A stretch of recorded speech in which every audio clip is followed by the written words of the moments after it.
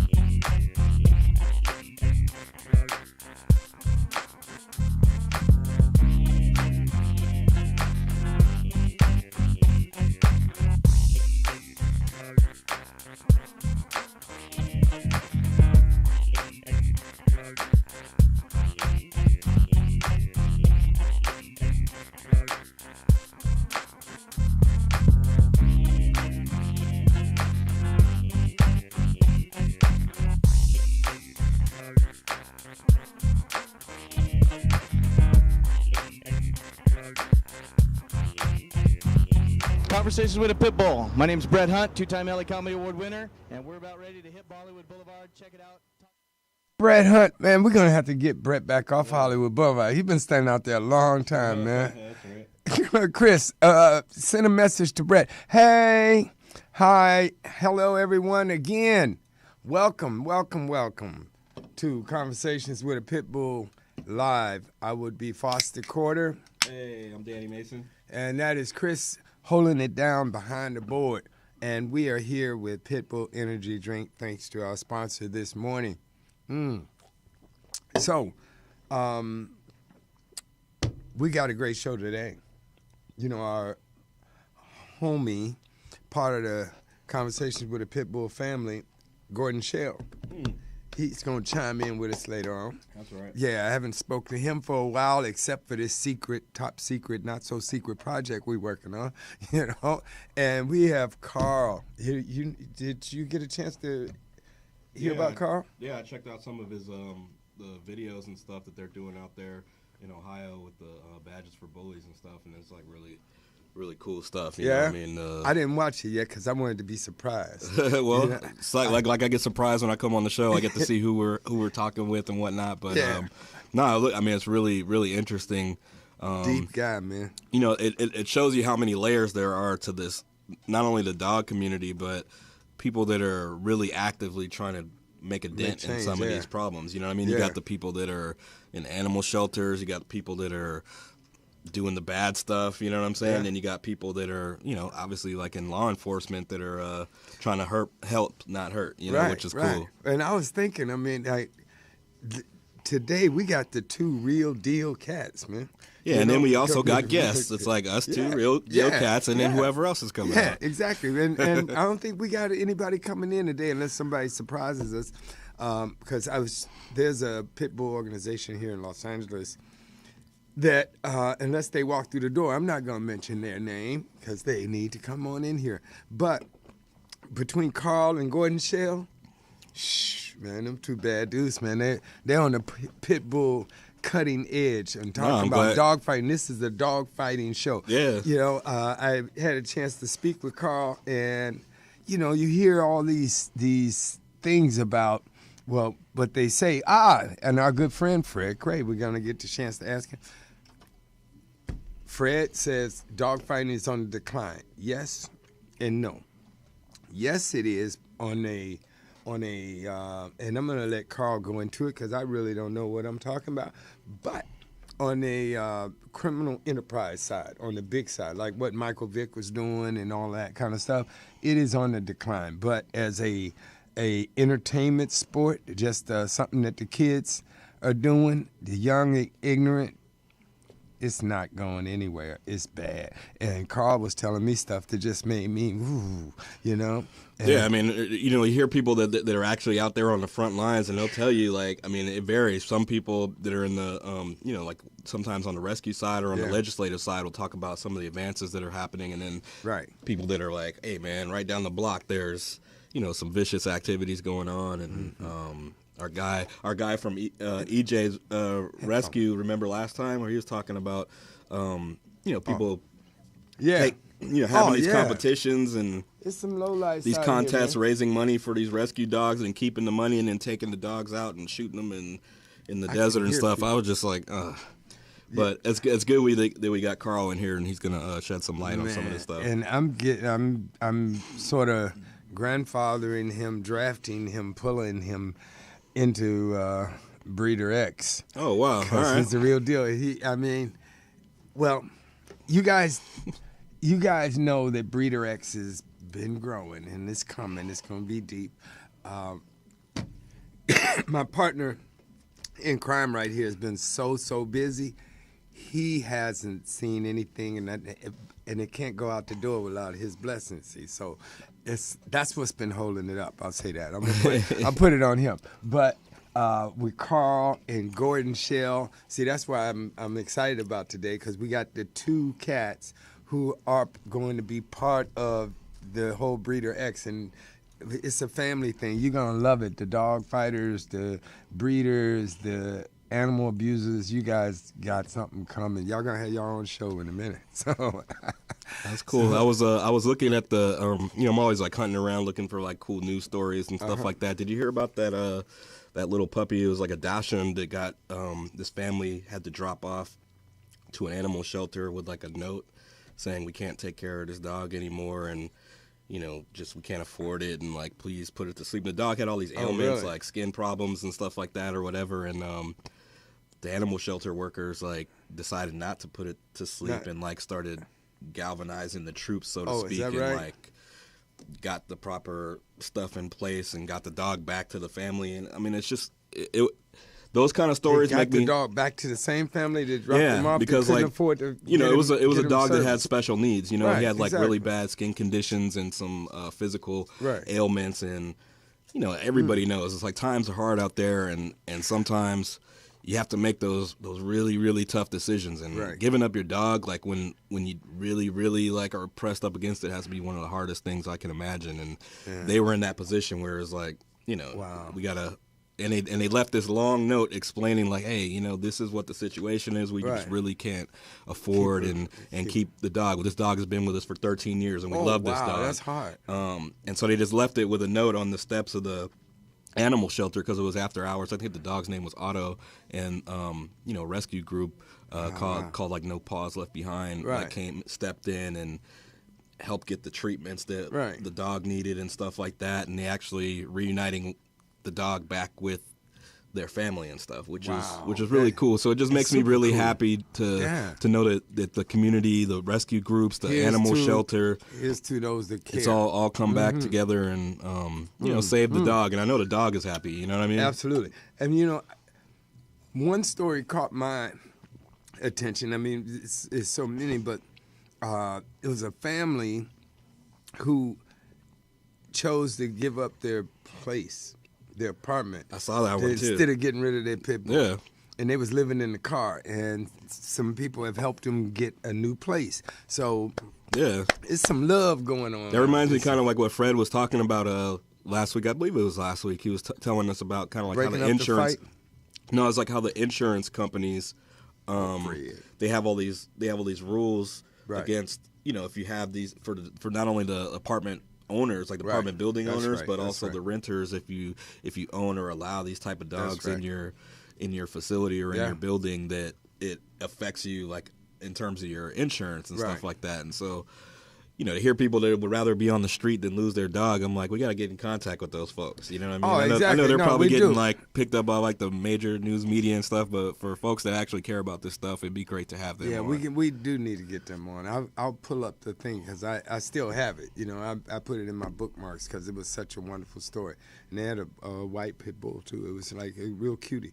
The what was it? It was something I wanted to tell you about that. Oh, I know. I was going to contact them, but I was so tied up, busy, crazy with Breeder X. And I just never got to it. But we'll get them and see can we get them on next week. Paula, Rita, I'm channeling you. Go, sorry, when I say we going to do it, right? So let's get your boy in here, man. my boy Fred Cray, I know he's out there in the ether. We're going to holler at him and see if he can drop some real knowledge on us and stuff, because we're all like, kind of entertainment style, like looking for what's cool out there. Do we need to pay a bill first? Because I know how you guys are with the clock. No, we don't need to pay a bill. Hey, the guy across the way waved and said, no, we don't need to pay a bill. Chris said that, Mr. Pitbull. Okay, because I said, let's play a commercial to sell some of these cans, because the way my Breeder X budget is, I really need to be taking these cans down to the recycler because, baby ran short on a hard drive this morning, last night. And hey, Fred, are you out there, buddy? I'm always out here. I'm listening to you guys. And I think what's interesting is the fact that when we're talking about that 13-year-old dog that got dropped off and then taken back to its original home, there's a lot of rescue models now that are taking that model. And the idea is, I think you've heard of Lori Weiss. Her model is keep the dogs at home. Try to do everything you can to keep the dogs in their home because the most dangerous place for a dog is in the shelter. Yeah. Wow. So, Lori would on Sundays drive dog food around to different people's houses and do everything she could. There was actually a lady who was homeless who had a dog, and whenever she got arrested, Lori would keep the dog until the person got out and then give the dog back to her. And the dog became really a community dog, and when it passed away, they had a wake for it. It was a beautiful thing. But I think that's the wave of the future. Yeah. Is to keep dogs from getting to the shelter in the first place. Yeah, well, I think it's kind of like the hospital, huh? Yes. Stay out the hospital, because the odds are somebody's competing for your spot, huh? Yeah, the UPS truck just drove by. Well, hey, man, he's on his job, That's right. That's the name of the game, That's what keeps him getting fed, One of the things that was interesting, too, about that story, I think, like, the people that had to drop this dog off or decided they needed to drop this dog off, like, they were out doing some, like ministry work or some type of, like, they were trying to do their good in the world. And so they already, even in their situation, are out there trying to do something really good for the world. And it's just, you hate to see bad things happening to good people. You know what I mean? So right. Well, I've got FedEx out in front of my house delivering a legal document. Oh, that's all right. You need to run to the door? You mute me for a minute. Oh, no problem, brother. This is the one show that dog barking can, get away with it. Yeah, well, Fred got those Dre Beat headphones. You see how it's like his stuff is coming in like 5.1 surround sound stereo. You know what I mean? I'm going to give me some of those. I'm going to sell some more of these cans or something, dude. Hey, man, I pulled up on my phone because it was, these police shot these two dogs, these two pit bulls in D.C. Oh, really? Yeah, and the one thing that and when Fred comes back, I don't understand how people can, well, you know what? I'm going to do like Channel 7. When we come back, we'll continue with that story because we're going to pay some bills with Mr. Pitbull Energy Drink. You're watching Conversations with a Pitbull Live, a show about dogs, the people that love them, and real issues. Brought to you by Pitbull Energy Drink. Available in a wide variety of flavors, guaranteed no aftertaste. CWAPB Live will be right back after this dog fact of the day. The best dog to reportedly attract a date is a golden retriever. The worst is a pit bull. Please support your local rescue groups. They do more to support your community than any others. Hey, are you tired of those same old energy drinks with bad taste? Make a switch to Pitbull Energy Drink with a guaranteed no aftertaste. Pitbull offers more energy with ginseng and vitamins B6 and B12. With a ginger ale lemon lime flavor, Pitbull meets the consumer's demand for better tasting and healthier energy products with a guaranteed no aftertaste. Make a switch to Pitbull Energy Drink. Pitbull offers more energy with ginseng and vitamins B6 and B12. With a ginger ale lemon lime flavor, Pitbull meets the consumer's demand for better tasting and healthier energy products. For more information on Pitbull energy drinks, bars, and mixes, visit their website at hiphopbev.com. That's hiphopbev.com. Online orders available at hiphopbev.com. Man, now that was one great commercial. What did he say? At hiphopbev.com. All right, Pitbull energy drink. Order some, guys. You really love it. Hey, before we go on, I got a story to finish, but I wanted to give a shout out to our friends at Angel City, Pitbull, Los Angeles Dog Rescue, Karma Rescue, and Pitbull Rescue Central, which is a real cool website. You should go to it. They got what is it called? Pitbull Central Rescue. Yeah, Pitbull Rescue Central. Okay. That's what it is. I'm dyslexic sometimes. But, Fred, you there? Here's my FedEx. Oh, you got FedEx. Wow. Okay. Yeah, man. Hey, well, if it's a check, you got low friends in high places, buddy. Hey, man, when you're a lawyer, you get legal documents through FedEx. Yeah. Well, what do they do? Just direct deposit with that, what is it? A third? Hey, man, shoot, I'm in the wrong business. Hey, but hey, Fred, I wanted to ask you though. I was talking to Danny during the break. I saw in the news that this pit bull, there's two pit bulls in Florida, I think it was. I think you said D.C. D.C., thank you, man. See, I told you I'm a little slow sometimes. And that ain't my phone. It was two pit bulls got out in D.C., and the police shot them. Right? Yep. Because they were biting people, going crazy, right? Yep. And what is happening? Because I don't understand it, and maybe I'm in the minority, because if my dog gets out, he's not biting anybody. People could run from him and he stop and look like, what's up? He'll go and sit on my front porch most likely. And sometimes when the kids leave the gate open, he won't even go out, but if he does go out, he doesn't go on a mad scramble biting. What's up with that, Fred? You've seen way more cases than the both of us. But well, actually, there was a case just last week in Washington State where a policeman shot a dog. A little different circumstances. But the problem is that police don't have any training for if the dog encounters. Right. And so they don't really know when they see a dog. If it's a pit bull type dog, they're immediately ready to shoot him. They're immediately on alert, and I'll say, it's not just pit bulls. There's a case also, I forget what state, but the name of it's Jenkins versus whatever, and they had it all on the dash cam of the car. And what happened was they pulled up. They were trying to serve, some papers or something, and this golden retriever ran around the corner and they just shot it. Oh, really?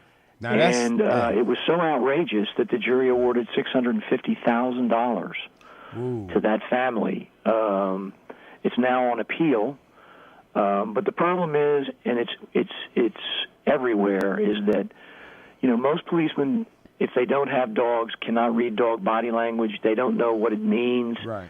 If it's a pit bull type dog, they're immediately their first idea is to pull their gun. And what Colorado has done, they've passed a law because they've had a lot of shootings there, that unless it's a very serious felony, when the police come to you, they have to say, look, you have a dog, put it away before we discuss whatever we're going to discuss. Right. But, I kind of see both sides to the fence, though, because, I understand the police position. That's why my mother used to tell me, stay out the system, Don't get but the problem is that there is a continuum of force to be used by police. Right. They use it for people.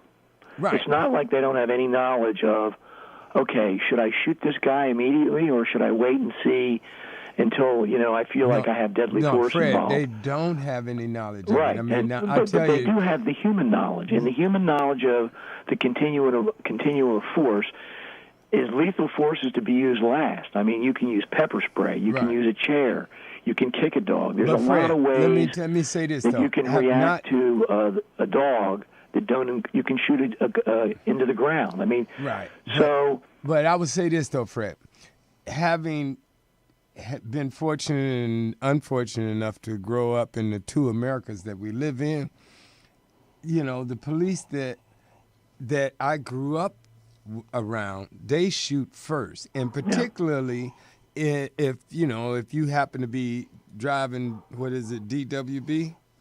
It's like driving while black. Yeah. You can get shot real easy. Yes. But the thing, and I'm not trying to turn it into a whole racial thing, but the police, we know the police for the most part are on the over-aggressive side. My point is, how can the public help combat that? Because, like I said, it's a very simple answer, and it's happened already. My dog won't do that, Fred. Take your phone out and videotape the policeman. No, I don't mean the he's doing police. whatever he's doing. Right, I don't mean the police, but I mean the general public. Because if somebody's got 2 pit bulls, why is it that their dogs get out and they go on a biting rampage? Because they reported that these dogs had bit 2 people already. Yeah. But so I'm saying that my dog wouldn't bite 2 people if he gets out.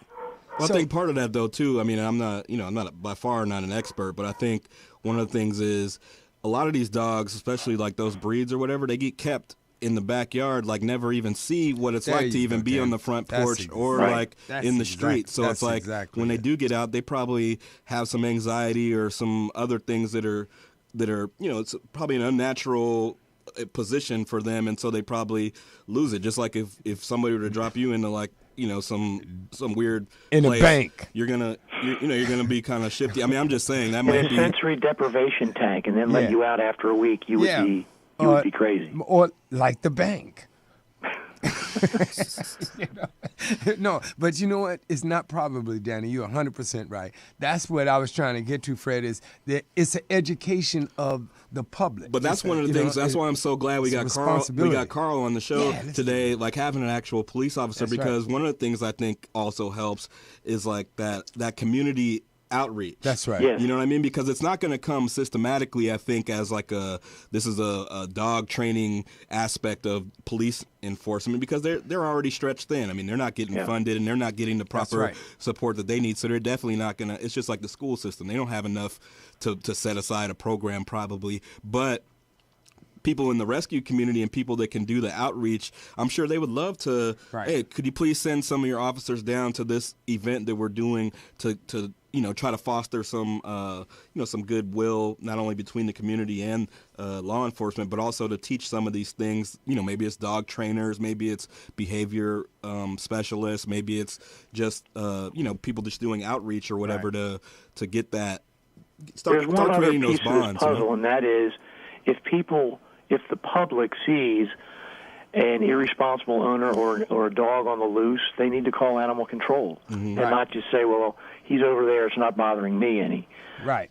Because that's animal control's job, and the more you winnow out these dogs that usually it's not the first time a dog's gotten out if something bad happens. Right. It's usually several times. And so the public really needs to be vigilant and report the dogs and continue to report them, so that after they do it 3 times, something happens. I agree. There's that, and then I think there's and this is true of dogs and people, I think police have to be more discerned by the public that they serve as being helpful rather than being aggressively negative. Exactly. Well, personally, and we're going to let you go because I want you to come back probably after Carl or Gordon, because I think we're going to have a little time, because Gordon is on the run today with a couple of dogs and stuff, he told me, so he's going to call in and not Skype. But I want to get to Carl. But Fred, with that, what I would like to see is, everybody has to pay. You have to pay for a dog license, and you have to pay taxes. They come around to my house, I know, in the city, and get extra money for your dog and all. It's always some extra thing that the city is charging you for. I think that the general public should get training classes, along with the taxes that they're paying for the dog licenses and the da-da-da-da. I mean, it's in my city, it's a couple of, and I don't live in Los Angeles proper, but there's like 3 different things that we're paying to have a dog, Well, I think it's more realistic I don't think that will happen, but I do think that what they could do is, if you have a dog and it gets out, that it's mandatory that you go take your dog to training and an education of how to responsibly own a dog. Yeah. You know, to not tether them outside all day and then expect them to be socialized. Right, exactly. That's major, because especially if you have, you know, a pit bull, any big dog. I mean, my little dog, you know, she doesn't bite, but she's gotten out, and for a while I think the kids in the neighborhood was opening the gate because I was doing this $15 reward thing. And I think every time they needed like some soda and, you know, Cheetos and stuff, you know, Mr. Cordy, your dog's out, you know, so, and I got hip to that, put a lock on that gate, you know, and at animal control, you know, they make, here in California, they call them repeat offenders, Fred. Yeah. I had paid like $20 the first time, then it went to like $50, you know, next time I think it was like. Well, they're trying to discourage you, man. They were discouraging me. I told my wife, I said, let the dog go. Just let you know, brothers out here, we're not too keen on calling the enforcement or the authorities for anything. So it could be Armageddon going on outside the front of my house. I'm not calling anybody. Right, exactly. Don't call but I need to work on that, because but she's got chips and tags and, you know, everything but fingerprint, man. You know, they know it, and the neighborhood is cool. So hey, Fred, we gotta let you go, big dog. All right, so keep listening to the show. If we get a chance to get you back in here, because, you know, you're the best, man. Let's get Carl on the line, though. Thanks, Fred. Hey, make sure you guys out there tune in to Fred's show, Pit Bulletin Legal News. He's got a great, and let me say show. One thing before you let me go. There's a breed discriminatory law statewide in South Dakota on the governor's desk, and he said he's going to sign it. Is that right? Hey. Hey, man, wait a minute. It's countdown to May 3rd. So, you know, you're going to see you in D.C. I want to go. I think we should go together and pal around, man. Hey, man, well. We can be ebony and ivory. If I get Danny to drive that old car of his, you know, we can come to Miami and pick you up. And we do the Cheech and Chong thing riding up into D.C., man. You know, go up in there, roll the windows down, and. No, you keep the windows rolled up so you can keep all the smoke in. Yeah. Oh, is that what it was? Yes. Okay. All right. Well, hey, speaking of police, that's why I love having experts on the show, man. See you later, Freddie. All right, man. All right, take care. Bye. I love that dude, man. Oh, he's something. He can go the distance, man. Is Carl still with us, or did he hang up, man? It's like my how time flies when you. Oh, now I got to go to commercial. Hey, well. Stick around. Hold on 1 second. Carl is coming with us. You're going to love Carl. He is the main man. He's the man on the cutting edge of pit bull fight out here, and everybody needs to know about it. Be right back. You're watching Conversations with a Pit Bull Live, a show about dogs, the people that love them, and real issues. Brought to you by Pit Bull Energy Drink. Available in a wide variety of flavors, guaranteed no aftertaste. CWAPB Live will be right back after this dog fact of the day. Dogs are about as smart as a 2 or 3 year old child. This means they can understand about 150 to 200 words, including signals and hand movements with the same meaning as words. Please support your local rescue groups. They do more to support your community than any others.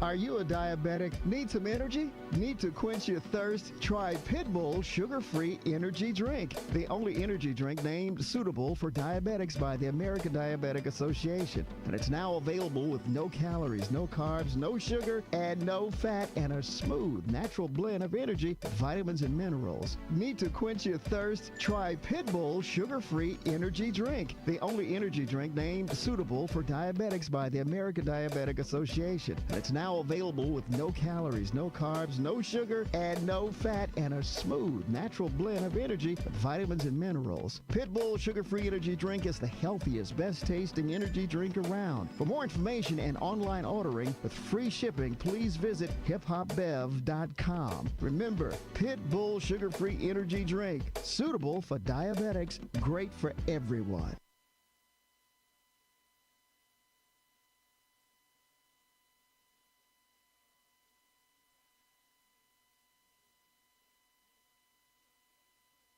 Hello. We are back. All right. Hey, if you weren't tuned in before, too bad. You missed the good stuff. We are back, and we have our guest with us, Carl Hartman from Cleveland. And Carl is a wonderful person who's doing some great work, and I'm going to have him tell you all about it because I don't want to mess it up. Danny. Yes. Meet Carl. Hey, Carl.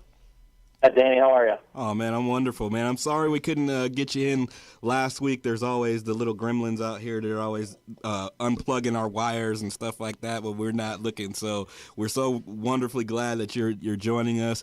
Tell us a little bit about yourself. What do you got going on out there in Ohio, buddy?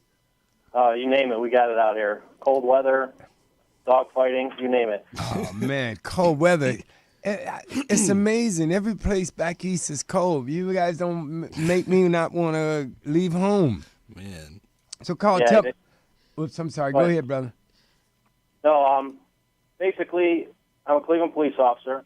Myself and a couple other guys together started an organization. It's called Badges For Bullies. It's a nonprofit organization basically designed to raise awareness and educate the public on the pit bull breed and all the bully breeds for that matter. We started back in 2011 after we broke up a dogfighting ring, the biggest here in Cleveland that was recorded. We put together a benefit for all of the rescues that came forward and saved all the dogs. And after we got done, we decided just to go back to our silly jobs, being cops, and the public said, oh, heck no, we need you guys out there. What you guys did was amazing. So we put together a nonprofit, and now we support all the rescues. We educate the community, and so on and so forth. Were you a dog guy before you guys made this big bust, or were you kind of involved in the animal community at all, or was it just something that kind of moved on you once you saw this kind of big event take place? I had no idea there was an animal community, other than the people that stand outside the circus when there's a circus.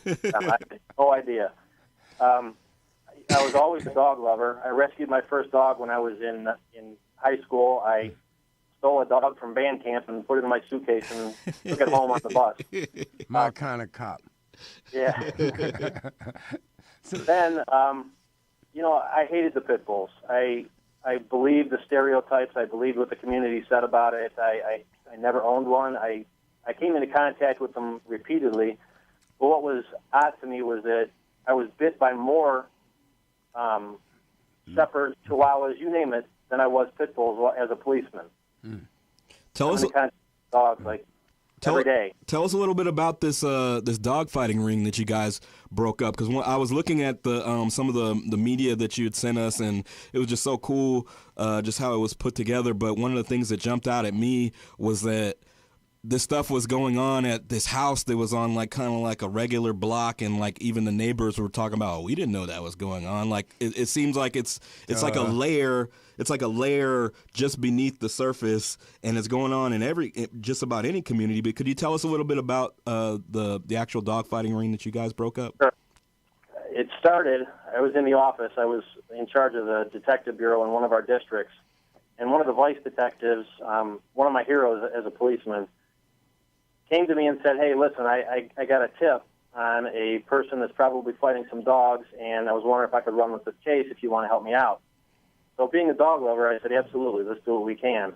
Well, we found this house that ended up having 27 dogs, 19 of them in the basement in cages, and 8 of them out in the yard in the elements.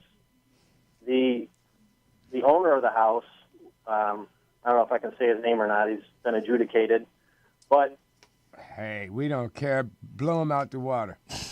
All right, his name's Colin Rand. He was a local guy, lived on a normal street, in a normal neighborhood. Long and short of it is that he had these dogs, and it was just the most awful conditions I've ever seen as far as dogs are concerned. And we got them out of there, and the community stepped up, came forward, and it was an absolute amazing sight to see how the community stepped up and rescued all these dogs. Wow. Once we got them out of there, they all went to the Cleveland Kennel, and from there, I think it was 13 rescues nationwide came forward and pulled these dogs out of the kennel to save their lives. Right. That was a big story, too. Yeah, it was. That's probably, you know, tell me this, because I don't want to miss it. I want to backtrack a little bit. I want to jump to the end, and then we come back. The message from you, Carl, that if you could say anything to the public, and, you know, our audience is not that big, then sometimes it's giant, you know, but this is going to go in our archives and it'll be on our channel. So what is it that you want to say to the general public? You know, not just the dog people, but somebody who's just surfing on YouTube and they say, oh, let me watch this crazy dudes. And what kind of education, what can help you from being in the streets, being in the trenches? What message needs to get out there? First and foremost, as a policeman, if you see something, call. Yeah. Number one, there is so much inhumane treatment of animals out there that it just blows my mind. This case actually completely changed me as a human being. Breeder X. Continue, I'm sorry. I say this case actually completely changed me as a human being. It totally changed my concept of not only the dogs themselves, right, but people in general. Because as a cop for 19 years, I was jaded. I was angry at the world, working, you know, in big city policeman. You get tired. Right. And when I saw these people come forward, it was just amazing to me that there are people out there that actually care. So if you're out there and you see something or you hear something or you know something's going on, you've got to step up. You've got to speak up. Well, Carl, go. Let me ask you this. Is there any kind of, how can I say it, an anonymous kind of thing going on? Because, you know, in a lot of places, they say snitches get stitches. Right. So, and there is. The ASPCA itself, I don't know if you're aware, they offer, I believe it's the ASPCA, it might be the Humane Society. Mm-hmm. One of them offers a $5,000 reward for tips leading to the arrest and conviction of a dog fighter. Oh, I thought you was going to say for a call, because I was about to pick up my phone and go, and like Danny was going to, somebody's going to knocking on his door this evening. And, Carl, I'll bail him out, though, for $5,000, you know. Carl, one of the things I wanted to ask you, we were just talking about it with Fred, this idea of the type of training that maybe needs to be, or the education that needs to be implemented to with law enforcement to try to help alleviate some of these situations. Because I'm one of those people that's like, man, these guys are on the front line doing all kind of stuff. Like you say, you're burned out. It's like you're dealing with so much of the stuff in the community that just another layer on. You definitely don't need anything else on your plate. Right. But is there any room for implementation, you think, of some additional training or some animal sensitivity training or dealing with animal owners, like within law enforcement? There is, actually. As a matter of fact, annually, a police officer, at least in my city, has to be recertified or retrained in all kinds of diversity training and how to treat human beings and different members of the community as far as their religion, their sexual orientation, their race. It's something that we as police officers have to be retrained annually. What? You mean somebody's talking to you guys about how to deal with the black guy? I can't believe it. Finally, Jesus Christ. We're beyond that. We're beyond I'm gonna that. write We're this working on down. now. Do those recertifications, do they involve dog sensitivity training yet, or? Absolutely not. And as a matter of fact, myself and my team, we're putting together a proposal for our city to try and teach these guys. We'll come in gratis and just do it. We'll train every academy. That's right. Like Fred was saying, the body language of a dog. It's remarkable what you can know and what you can learn from just the body language of a dog. It's unbelievable. So what you're saying to me, Carl, is if I'm a black guy walking down the street with a pit bull and he's got a spike collar on. You're taking notes over here. My life is in danger. No, but well, no, one of you is getting tased and one of you is getting shot. Yeah, exactly. But but it's getting serious for a second, though, Carl. Tell the audience about what's happening with the dog fighting, because you were telling me about this trunk thing, and it's insanity, you know. And then do that real quick, and then tell us, you know, what the average Joe Blow can do besides picking up the phone. You know, how do you talk to your kids? How do we break the cycle, man? Okay, simple. First, let's go back to the dog fighting. Somebody said that dog fighting is on the decline, and we talked about this yesterday. In essence, it is the organized crime version of dog fighting, where you've got multi-million-dollar events going on. That's on the decline, especially after Michael Vick.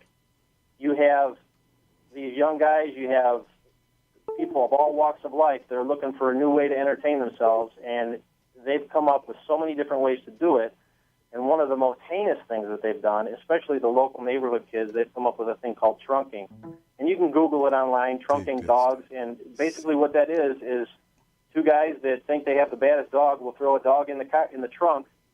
They'll put their dogs in the trunk, and then they'll drive around until the squeaking stops. Wow. Is that generally one of the dogs is going to be dead? That's crazy. It's insane. Right. It's insane. These kids, what happened to Little League? You need to get these kids some activities, man. Damn, they're coming up with all kind of like nefarious, evil, like. Oh man, I'm glad there's guys like Carl out there on the front line, at least like popping people's sick trunks. Is that? Go ahead. I'm sorry, Carl. Keep going. Then they'll do it, and then I mean, if they, man, it's just. It's all about status.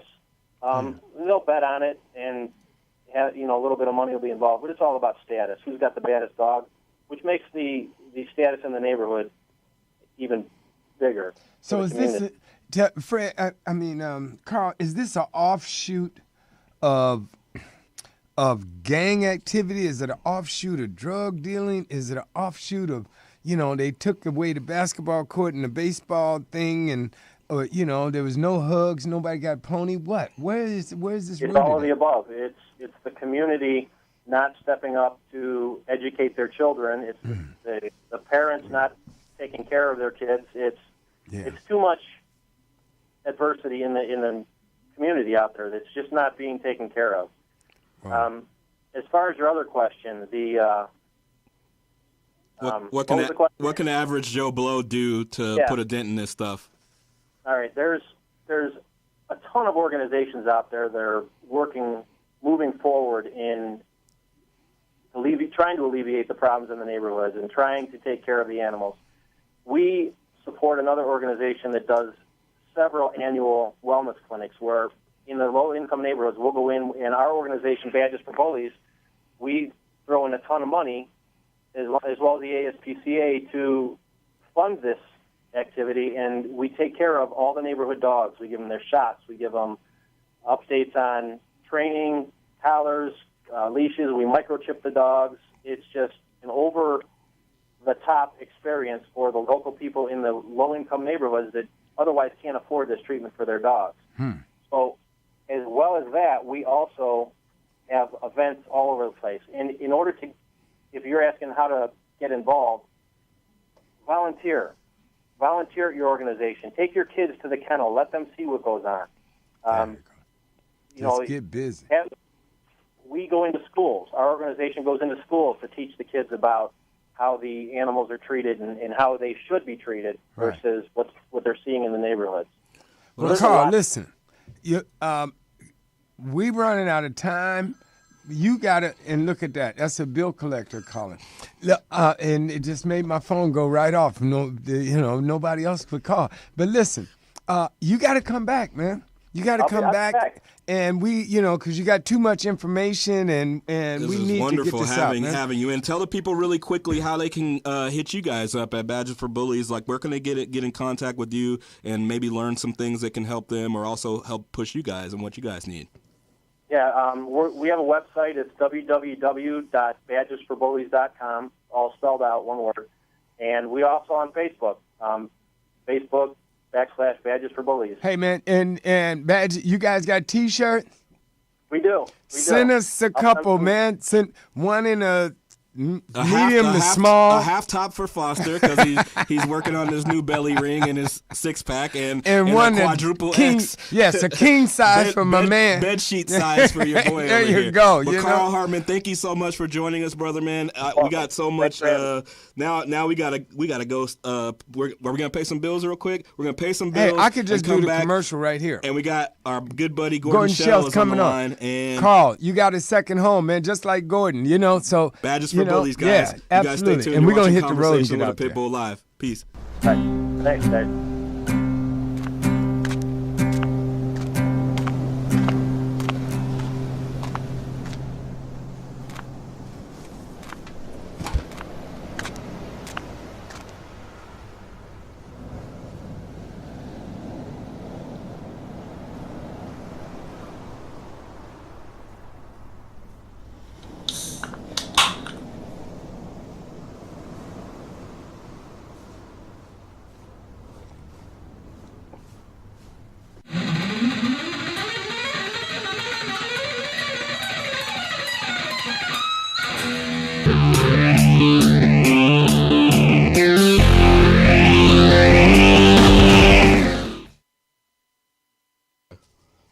All right, we're back. That was Carl Hartman from Badges for Bullies out there in Cleveland joining us. Oh, was that Carl? Yeah, he was dropping some. It's crazy when you meet guys that are also so passionate about what they're doing. Mm-hmm. There's never enough time to talk to them. Right. It's like walking I an know. encyclopedia of game and frontline, just information. We'll have them back. Well, maybe if we cut Fred Cray out the show. Wait a minute, this mic is still on. Then our viewers our viewership will go down. I mean, he's the only one to add some type of looks to this show. Well, I like that library, man. One of the things I was thinking about, man, just talking with Carl, and you kind of intimated it a little earlier, just the nature of law enforcement when we were growing up. You know what I mean? I mean, when I was coming up, cops came to the community. That's handing right. out, Gordon, call back. I'm sorry, we hung up on you. The cops came to the neighborhood handing out baseball cards and yeah, that was their form of outreach so that they could have a positive impression on the community, and that stuff stuck with me until you get to a certain age where they start harassing you and stuff like that. But that's right. At least that interim period, everything was cool. So I think it must be really cool for people in Cleveland to be able to have organizations like Badges for Bullies, like actually show up and do some community work. I mean, you remember Officer Friendly? Yeah, I do. Yeah, what happened? He died. Officer Bird, I'll call it. But Carl's taking on Officer Friendly now. Hey, can we get Officer Shell up in the house? Gordon. Officer, not quite an officer, but thank you. Well, no, you're the captain. You're captain. Okay. Captain Shell. How you doing, brother? Good. How you doing, Foster? Good, man. Good. Hey, so since, we haven't made it to getting our movie out, what's happening with your movie, man? It's out on the street. It's out. It was on Vimeo for a while, still available on Vimeo.com under the title The Dog Fighter. That's for $5, ain't it? And what's that? $5, right? Yeah, on Vimeo, but you can also watch it on Amazon for $2.99. Is so that if you go right? to Amazon.com, that's the best deal in put town. in a search for The Dogs Fighter. We changed the title on Amazon because people were getting a little bit worried about the title of the movie because they thought it was implying that I was fighting dogs, and they didn't understand that I was fighting for the dogs. So they Amazon, couldn't read, it's called The Dogs Fighter. They couldn't read, huh?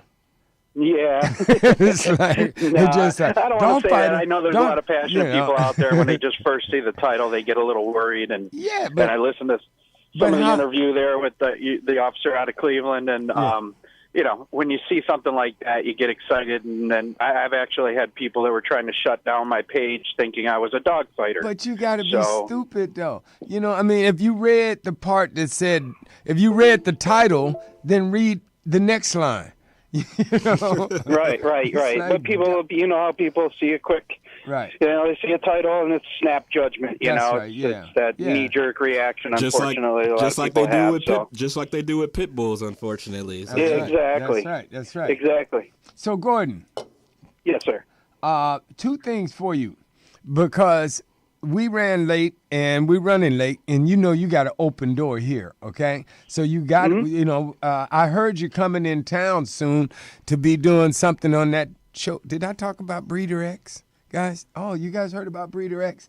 Well, we'll talk about that later. So, but you coming in town, we want to know, is it something that you want to tell us about? Because we wanted to know about the movie, and the $2.99 thing I didn't know about. Did you know about that? No, that was one of the things I was excited about talking to him about and see how the movie actually how it turned out. Yeah, because I know they had some of the producers he was working with. They were kind of shifting it from what it initially was to be something new. Could you talk a little bit about that, Gordon? Well, the movie stayed exactly the same. I mean, we didn't change the movie. We just changed the title, and the director, Doug Schultz, did that just based on some of the feedback we were getting. We have 26,000 people on the Dogfighter Facebook page, and a lot of folks are writing saying, hey, we're not comfortable with the name. And obviously you want to satisfy the masses, are the ones that are going to rent the movie. And the proceeds from the movie, 35% of the proceeds are going to dog rescues across the country. So, instead of holding our own and saying, no, that's the name of the movie, it's, let's satisfy the people that are actually our customers, and just put an apostrophe S in there and call it the Dogs Fighters, Fighter. And it was a simple thing to do. We've gotten, I think we have 22 5-star reviews on Amazon right now, which is the highest you can get. And it's not all the people that watch a movie, obviously, but a lot of people have taken the time to leave a review, which helps us out. But the movie is exactly what it was before. It follows me. It's a documentary. It's real. Everything you see in the movie is real. There's one part that we had to reenact, but it has fully fooled everybody that's watched it, and they all got very passionate about it. I won't give away what part it is, but it documents my trials and tribulations up to the final fight, my last fight on September 12th, 2012. September 15th, 2012, where the promoter asked me to come in and fight, and we would use the money made from the fight and my portion to donate back to the dog rescues. Well, Gordon, don't give away the whole movie. This is what I want you to do. I want you to talk to the producers and have them send us a trailer that we can play on the show without YouTube hanging us up talking about, oh, you don't have the rights to this and that. Send us a trailer, and we will play the trailer every week. Okay? Okay. You call in next week, send us a trailer, we'll play it. You call in, pump it, we'll do it. Because people need to see it, man. Now $2.99, because I was in the $5 camp. Y'all should have did the $2.99 before. But that's okay. I ain't holding it against you. Do this. I got to hang up on you because Rita is sick and Paula is on the line, and we got to save some dogs, buddy, because you all right. You already saved, and we're going to get you back in there next week. Paula's got some dogs we need to rescue. I'll get you a clip you guys can play, and then I will talk to you next week. Tell them to send us a clip, and tell them to give us some sort of email release, man, because, I want to help, okay? Absolutely. All right, brother, take care. Soon. Thanks, Foster. All right, love you, man. All right, love you too. Bye-bye. That's Gordon Shell. Right. That's Gordon Shell, the dog fighter. That's the main man. If you don't know Gordon Shell, then you haven't been around the whole dog world and pit bulls and somebody on the front lines, just like Carl. Him and Carl, the brothers it's just cool in arms, to have cats like that just to take a little bit of time and come in and play with us a little bit and get the word out there. I think it's important that when people can put together a finished product of that magnitude for the community is just a wonderful thing. So as filmmakers, I really appreciate that. Okay. And Gordon, that's awesome. You guys keep doing your thing. Carl and, you know what Carl and Gordon got in common? Nope. They both got guns, Kirk. Oh, yeah? Yeah. Gordon's got guns here, and Carl's got a gun right here. Hey, Paula, you out there? I'm here. Hey, baby. How are you? I'm good. You? Good. You seen Rita? No. No? Okay. All right, just checking. And Rita, get out the bed, blow your nose, get up. You're going to be all right. All right, Paula, let's save some dogs. All right. Are we ready for the first one? No, we past ready. Do it. Okay. First up, we have Abby. Abby, at 5 years old, found herself scared to death at a kill shelter just because she was digging in her backyard. Her previous owner dumped her there to be killed instead of training her. Will you give her a second chance to a happy ever after? Somebody. Abby is in Austin, Texas, and you can email to get more information on her. The email address is inmemoryoflucy, that's all one word, @gmail.com. Next up, we have Buddy. This young, handsome gentleman has a bad picture, but don't let that stop you. He is a very sweet and polite little boy. He loves children and other dogs. He is a good addition to any family. And Buddy is located in the California City Animal Shelter, and they are open 7 days a week. You can contact them at 760-373-1115. Next up, we have Cuddy. Cuddy says, I have been through a lot in my 5 years of life. I was abandoned in the woods by a family member of my owner who was supposed to take care of me while my owner couldn't. I even have a few scars from being out there alone. Even with a past like mine, I'm still a friendly and happy guy. I love people but prefer to be an only animal in the house.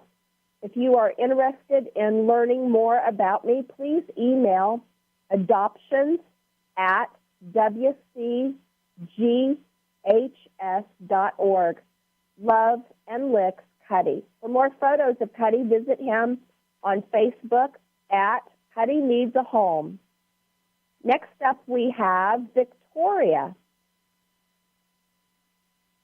Victoria, the shelter, sweet 1-year-old was killed 29 very adoptable dogs the day she was rescued. They were full at code red. No extensions were given. Victoria was lucky to get out. Now she needs a forever home so the rescue can pull more from death row. Will you open your home for Victoria? Call 979-627-5861 to set up a meet and greet with Victoria. All right. Go ahead. Next up, we have Freddie. My name is Freddie. I am an adorable, very friendly 10-month-old neutered male, tan and white. My owner left me here on February the 13th. The owner was forced to give him up because they were one dog over the city limit. Wow. You can see Freddie at Baldwin Park, California Shelter, 7 days a week. He's available to meet, and the phone number there is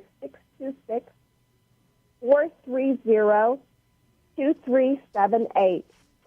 And the last one I have today is Pearl. We've been doing a missing dog alert on her for the last couple of weeks. Pearl went missing on 11/3/13 in Pixley, California. She was involved in a car accident off of the 99 freeway. Pearl was frightened. She ran from the scene. If you spot her, call 714-576-6087. Or for more information, go to Help Find Pearl on Facebook. Keep your eyes open and let's get Pearl home safe. Yeah, I hate to hear about that. It was in the family, having a car accident is bad enough and your dog go running out and missing. That Freddie is right down the street from my house. I might just stop by there tomorrow and holler at him, take him a cookie or something, give him a little hug. Yeah, that's right. Thank you so much, Paula. For me. Thank you so much, Paula, for joining us and helping us try to get some of these dogs saved. If you guys didn't catch that information, you can always hit Paula up at Paws Pit Parade on Facebook, and she will help get you in contact with some of these dogs. They need homes. They need some fostering. Some of them may need transport. So just get involved if you can. If you got some space, do it. Anyway, we're up against it. This is Conversations with a Pit Bull, your resident dog show. On behalf of Foster Corder and myself and our engineer Chris, everybody here at RMC Studios, we want to say thank you. Tune in next week. We'll have wonderful more guests and more Pitbull energy drink. hiphopbev.com. Got another job coming. Hey, that guy's got a smooth voice. We'll catch you next week. That's right. So we out of here. Conversation with a Pitbull Live. And that's like 3, 2, 1, huh? I'm a Pitbull. and I approve this message.